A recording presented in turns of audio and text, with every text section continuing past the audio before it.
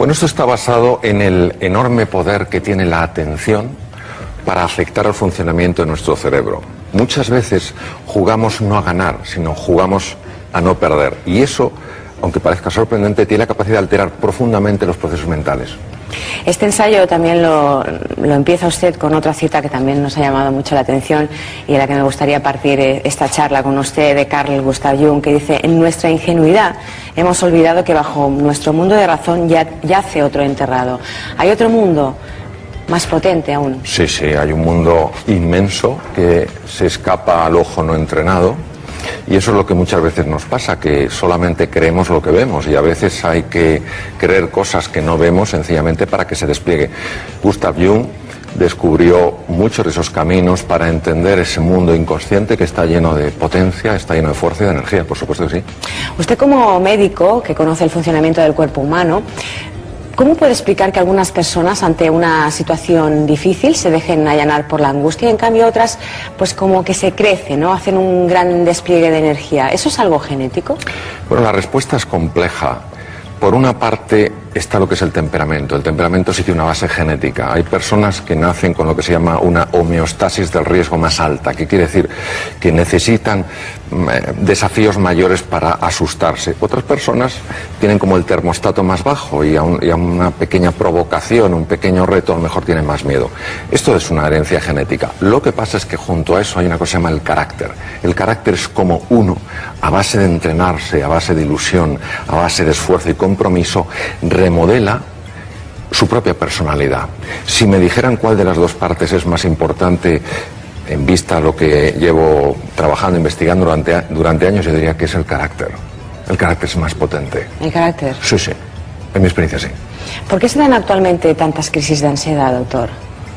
Bueno, yo creo que no nos gusta nada la incertidumbre, nos gustan las cosas que son previsibles. Hay una parte nuestra que se llama la mente egoica que necesita controlarlo todo. Con los vaivenes que hay, con los cambios tan rápidos, nos sentimos absolutamente enajenados, que quiere decir fuera del eje, y esto genera una tremenda ansiedad. Por otra parte, nos cuesta mucho estar enfocados en el presente, o vivimos en el pasado o proyectamos en el futuro. Entonces, la ansiedad es la consecuencia de proyectar en el futuro un problema y además proyectar la sensación de incapacidad. Claro, empezamos a sufrir hoy por cosas que no sabemos ni siquiera si van a ocurrir mañana. O sea, tememos a nuestras emociones, sería algo así como eso. Tenemos una falta de entrenamiento en gestionar las emociones. Somos conscientes a nivel experiencial de lo importantes que son, sin embargo, a nivel de lo que es formación cultural o entrenamiento cultural, parece que lo que domina es el pensamiento y sabemos que no es así. Necesitamos aprender a gestionar las emociones. Según su libro, según nos cuenta usted, el poder de nuestra mente es inmenso, todo está en nuestra mente, ¿no? Los límites que nos imponemos y las capacidades. Pero hay situaciones verdaderamente catastróficas o dramáticas, ¿no? Para una persona, me refiero pues a un accidente de tráfico o a la muerte de una persona querida, ¿no? Claro que sí. ¿Realmente solo con la mente podemos hacer frente a ello? ¿Y cómo se hace esto? Claro. En primer lugar, no podemos banalizar. Una persona que haya tenido una pérdida importante en su vida, decirle de entrada que todo está en su mente, me parece que puede ser tremendamente hiriente y además muy poco realista. Los seres humanos necesitamos darnos cuenta de que tenemos una enorme fragilidad. Yo puedo escribir 500 libros, tener una desgracia personal y estar hundido durante un tiempo. Es decir, el conocimiento, la experiencia pueden no prepararme para algunos golpes. Y tengo que aceptar, es un reto a mi humildad, mi fragilidad como ser humano. El problema es cuando nos quedamos en el suelo una vez que nos hemos caído. Es decir, el proceso de duelo, el proceso de una persona experimenta la tristeza, la ira, la incomprensión y se recupera, es natural en el ser humano. Hay que aceptarlo, seas quien seas, por más que sepas. Ahora, lo que no puedes es esa emoción convertirla en un estado de ánimo. Es decir, que toda tu vida ya sea una prolongación de eso que te ocurrió en un momento determinado. En su libro usted también habla del secuestro emocional. ¿A qué se refiere con ello? Es un término curioso. Consiste en lo siguiente. En la pantalla podemos ver un cerebro humano y vemos dos puntos rojos. Esos puntos rojos corresponden a lo que se llaman las amígdalas. No son estas, están en el cerebro. Su raíz viene de la palabra griega amígdala, quiere decir almendra. Y esos centros, cuando se activan fuera de contexto, fuera de lugar, tienen la capacidad de anular capacidades intelectuales, de análisis, de reflexión, creatividad. Entonces, el tema es que cuando se activan las amígdalas, muchas veces no somos conscientes de eso. nos vemos asustados, nos sentimos perdidos, nos sentimos absolutamente impotentes, desesperanzados. Esa activación amigdalina en realidad es la que está dirigiendo nuestra vida y no nuestra capacidad para ver las cosas con una mínima perspectiva. Parece que una mentalidad negativa favorece la muerte neuronal. Sí, eso es debido a algo sencillo de explicar que ha sido muy complejo de descubrir. El pensamiento, a través de unas estructuras cerebrales, se llaman los mapas de los sentimientos, afectan las amígdalas. Si mi pensamiento es negativo, la amígdala pone en marcha unas estructuras en el hipotálamo, la hipófisis, etcétera, estructuras cerebrales, y se segrega una serie de hormonas.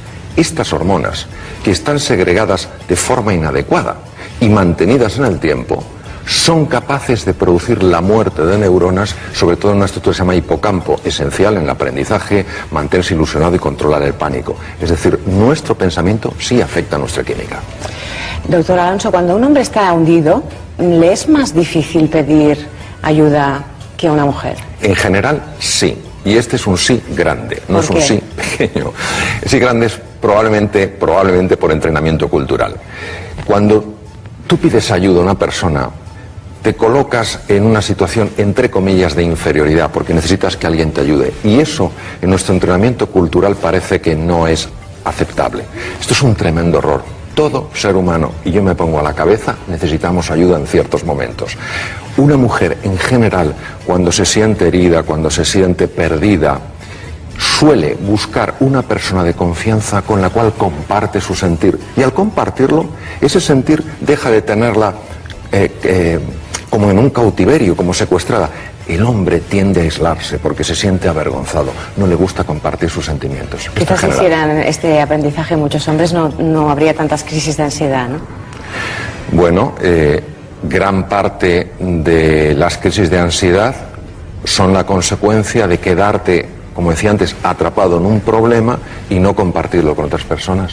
Hay un término muy bonito que también usted utiliza en sus ensayos, que es compartir destino. ¿A qué se refiere con ello? Bueno, compartir destino quiere decir que cuando una persona está mal o tiene una situación compleja, en lugar de decir, oye, mira, lo siento, ojalá te pudiera ayudar, actúas como si esa situación estuviera afectando a ti mismo. Es decir, tus necesidades las hago mías. Esto es espectacular porque es luchar hombro con hombro. Claro, cuando una persona siente a otro ser querido que está luchando hombro con hombro, sale de su interior una fuerza, sale una capacidad, sale una determinación muy superior a la que normalmente tendría. Siempre y cuando se sepan gestionar esas energías quizá negativas que pueda tener la otra persona que necesita ayuda en ese momento, ¿no? Claro, a ver, luchar hombro con hombro no quiere decir resolver a la otra persona su problema. Quiere decir, estoy junto a ti porque tú no tienes un problema. Somos los dos los que tenemos un problema y le vamos a hacer frente.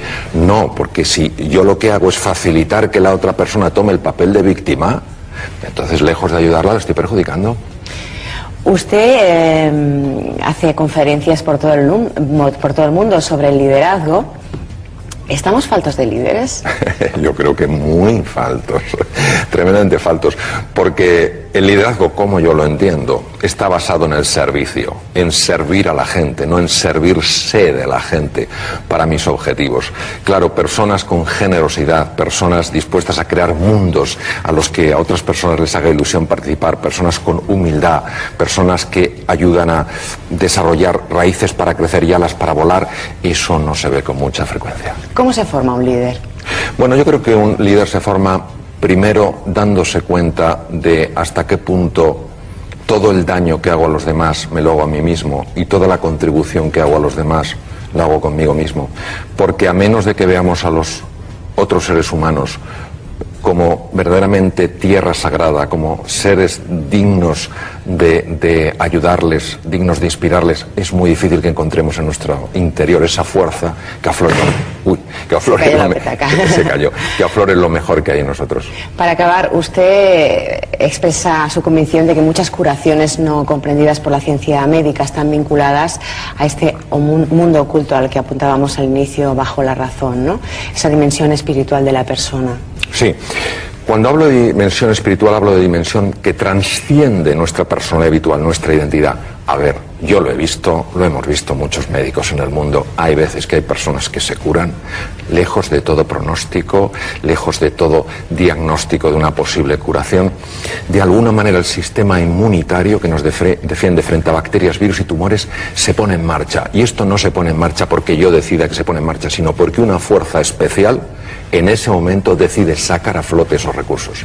Doctor Alonso, muchísimas gracias por sus reflexiones. A los que se hayan quedado con ganas, pues sepan que en este libro Reinventarse pueden encontrar muchas de esas claves para sentirse un poquito mejor, ¿no? Muchísimas gracias por aceptar nuestra invitación.